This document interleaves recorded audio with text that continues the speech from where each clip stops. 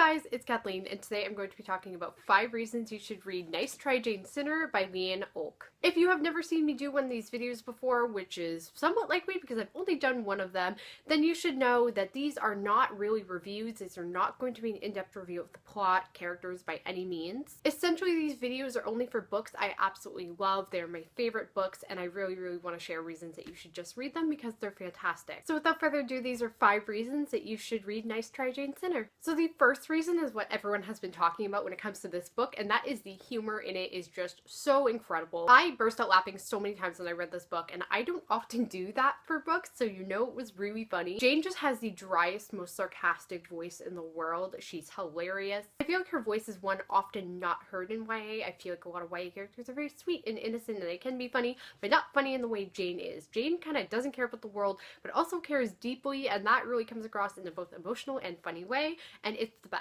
I can compare the humor in this book as a whole to Community. It's very wacky and absurdist, but also kind of realistic in a weird way. Like, you can totally see all this happening. Jane is so dry and sarcastic, and that's just my kind of person, and therefore my sense of humor, so I absolutely loved that aspect of this book. The second reason I think you should read Nice Try Jane Sinner is that this book doesn't take place in the United States of America. Now, that may seem like a super superficial reason to read a book, but actually I think it's a good one. I think we should be really diversifying, especially when it comes to YA, where books are taking place. I think that's really important. Now, you probably know this by now, but I'm Canadian, and this is a Canadian book. It takes place in, I believe, Alberta, actually, which is really cool. And it's not that it's specifically very Alberta, like it's not all about Alberta culture or anything, but it's just nice to see a place represented that isn't just the US. And what excites me is the idea that more Canadian authors are getting published and getting their books out there and being treated mainstream, like they're getting American agents and things like that. So they're really getting out into the mainstream, which is really exciting. So yeah, I'm really happy this is a Canadian book and it's not set in the US,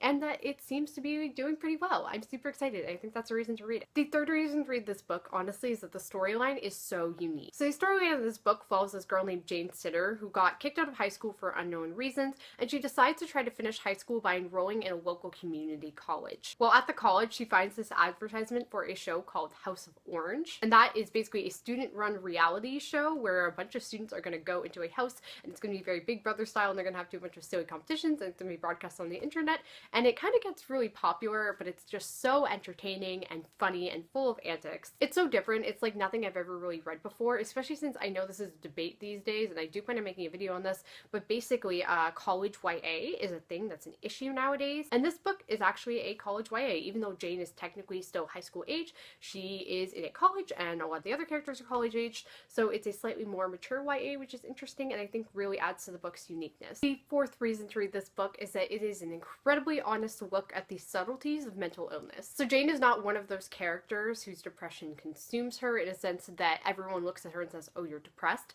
but it is something that greatly has affected her life, and it really has changed her deeply. She's someone who kind of pushes away what she's feeling in regards to her mental illness, and you don't really find out what's really going on with her and why it started until later into the book. She has a very Stepford Snarker vibe about her because she's trying to deal with things in a way that makes sense to her, and she's not really good at talking about her emotions. The other thing to note is that it talks about things that can cause mental illness in a very unique way. So one of the main elements of this book is that Jane doesn't believe in God anymore, and she's kind of fallen out with her family who do believe in God, and this has caused a lot of issues for her, especially with friends who still go to church and are doing mission trips and things like that. It really talks about how those kinds of things can affect a person and how losing your faith can affect your life, and that's something I'd never actually seen in the book, so I thought it was really interesting, and I'm really happy I read that. Even if it's not my perspective in my life, I still really am glad that this was shown in the book. And the final reason to read Nice Try Jane Sinner is Jane Sinner herself. So Jane is a super funny, sarcastic character. I've told you this already,